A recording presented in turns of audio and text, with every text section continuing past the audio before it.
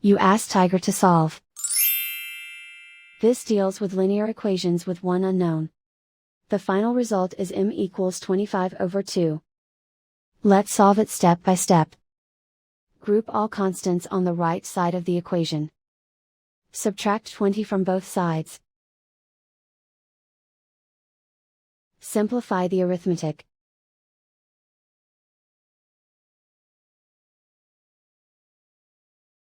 Isolate the m. Divide both sides by 12. Simplify the fraction. Find the greatest common factor of the numerator and denominator. Factor out and cancel the greatest common factor.